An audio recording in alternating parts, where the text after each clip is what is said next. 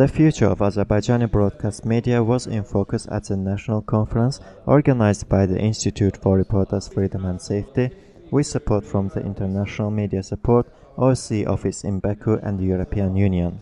Experts and representatives from the ICT Ministry, National TV and Radio Council, international and local organizations, intergovernmental organizations, the public television, online radio stations and media organizations were in attendance. The conference focused on the main challenges that impede promotion of pluralism and diversity in broadcast media, such as incompliance with the public service broadcasting laws, state control over the broadcast media and its regulator, National TV and Radio Council, and so on. The conference discussed transition from traditional to online media and switchover from analog to digital broadcasting. Strong nation needs strong media. Nowadays, new media complements the traditional media and provides an alternative source of information for society, said Nicholas Tech, head of democratization unit in the OSCE office in Baku. IMS program manager Gulnara Akhundova drew attention to the lack of pluralism in local TV channels. Here comes the important role of the digital media as a source of alternative information. In response to the increasing need for alternative information, IMS helped young journalists to set up the Voice of the Youth online radio, which is now a popular news source among youth. It is mission impossible for independent media to get a broadcast license in Azerbaijan, stressed IFS chair Emin Huseynov in his keynote address. Switchover from analog to digital broadcasting is supposed to be completed by the end of 2013. In every other country, digital switchover goes hand in hand with awareness-raising campaign.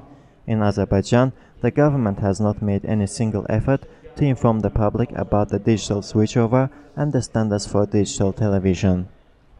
Some countries have already declared the DVB-T standard, IDES terrestrial digital television, to become old.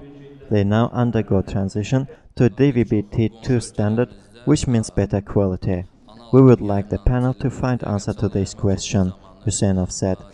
The first panel, moderated by Azerbaijan State University Doctor of Philosophy Gulu Mehremli, discussed the following topics: current state of the national broadcast, switchover from analog to digital broadcasting, code of ethics in broadcast media, and violation of presumption of innocence by television and radio channels. According to the head of technical department at the National TV and Radio Council, Isam Mammadov, the 30 digital broadcast stations covering 80% of the country have been installed. To be able to receive digital television signals, 130,000 per families will receive decoders free of charge, he said. In the recent months, 4 tenders offering new frequency have been announced and granted to the state-controlled media companies. The national TV and radio do not serve the interest of the public. Existing channels do not inform the public debate. People go online for the objective information. Then what's the public benefit of 60 million manat allocated for the state broadcasters? That's a big question mark, said IREX media expert Aliskar Mammadli.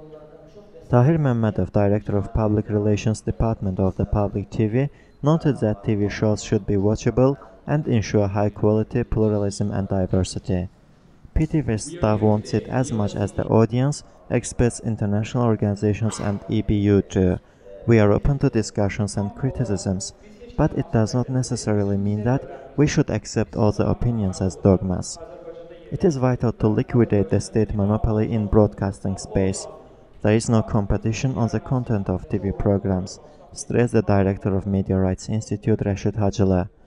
The second panel, moderated by social media expert Ali Novrozov, discussed the impact of online TV channels such as Google TV, Apple TV and Netflix on traditional broadcasting, the role of civil journalism in development of online broadcasting, technical and non-technical problems of online broadcasting and other issues. Günay Ismailova, head of the online Objective TV, says that by launching this online television 2 years ago, they aimed at raising public awareness on human rights.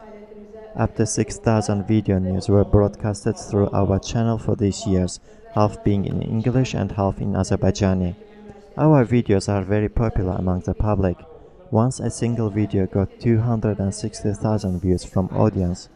We also conduct digital media trainings for NGOs, young activists and media workers as part of Objective TV, said Ismailova, and thanked all the donors financing the Objective TV during its 2 years activity. In Azerbaijan, the upload speed of the internet is very slow. It negatively affects the work of online TV channels. Therefore, it is an important question to address, said Rustam Aliyev, director of the online television Yurt TV. IREX chief of party Angela Nicara spoke about the development of new media and also detailed the impact of online TV channels on traditional broadcasting. Voice of Youth radio station director Azar Nazarov noted that online media is rapidly growing in Azerbaijan, which is justified by ever-expanding audience. Our materials being used by TV channels show that online media is developing very fast. Rusal Behbudov, representative of the OSCE office in Baku, considered it important to carry on debates in the future and draw other participants from all local TV channels. He expressed OSCE's readiness to support broadcast media monitoring projects.